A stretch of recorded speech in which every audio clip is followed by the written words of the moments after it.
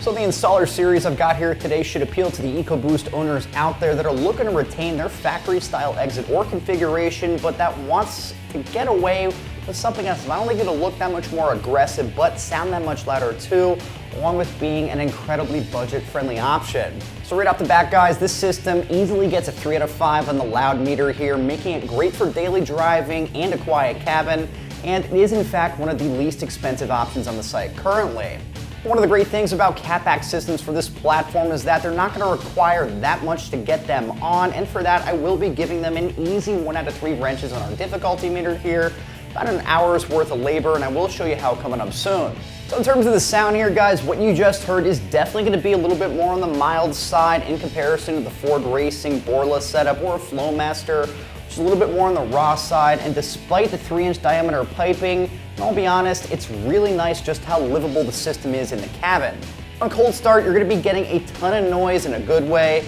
lots of feedback, snap, crackle, and popping, and turbo noise, but once you're up to temperature and at idle, it's honestly tough to actually notice it's there. So on the road, this is really great because the decibel level in the cabin is there, but it's really going to come down to how far you're sticking your foot through the firewall. Again, livable would be the best way to describe this system, as you can honestly go from mild to wild and just a slight modulation in your right foot,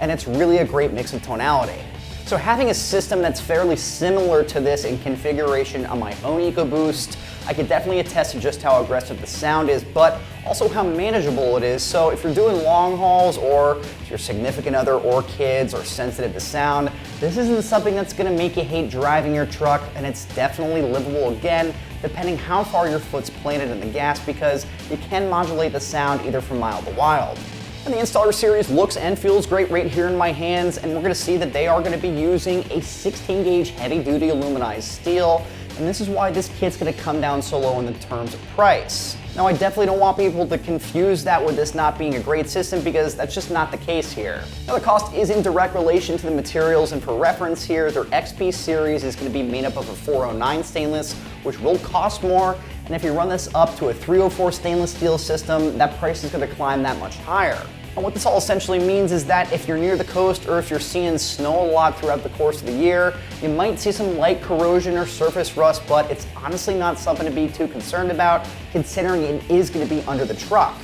Alright guys, so looking into the pricing here, just like I had said a couple different times before, this is going to be one of the more affordable options out there. And again, I definitely don't want this to be confused with inferior materials or sound quality, as you just heard it, it sounds good, but either way, you should expect to be spending only about $340 for this system. So when you're shopping for other systems out there, you're going to see that the prices are going to fluctuate based on not only the brand and how it's going to exit, be it an OE style like this, or a dual or a split, but also the materials. On the flip side, in the same price range or neighborhood for a little bit more, you'll see there's a couple options from Pipes, Gibson, AFE, and even a dual system from MBRP that's right around the same price, and your main differences here are going to be the muffler types used. Alright guys, so switching gears to the installation portion of the video, just like I had said up top, you're looking at a very straightforward 1 out of 3 wrenches on our difficulty meter here, about 1 to 2 hours to get this onto your truck before you're making some noise. I do want to throw it out there that depending on your bed and cab size, there may be a little bit of cutting involved.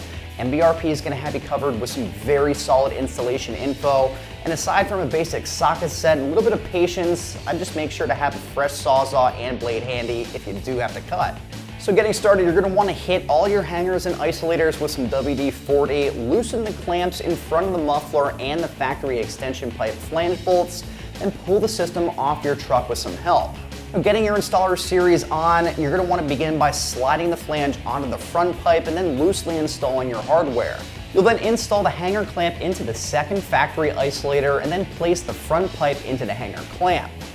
And once you're done there, grab a 3-inch clamp, place that over the muffler outlet, insert your over axle pipe into the muffler, and then factory isolator. Once you're done there, take another 3-inch clamp and tail pipe and then work them into your over axle and then tighten it down with another 3-inch clamp. After that, guys, you're damn near done. It's more or less just going to be throwing your tip in place, give your work a good once over, tighten everything down, and then you're good to go. That's going to wrap things up with my quick review and breakdown of the MBRP's 3-inch Installer Series catback exhaust, offered in the single side exit configuration fitting your 2015 through current 3.5 liter EcoBoost. That can be found right here at AmericanTrucks.com.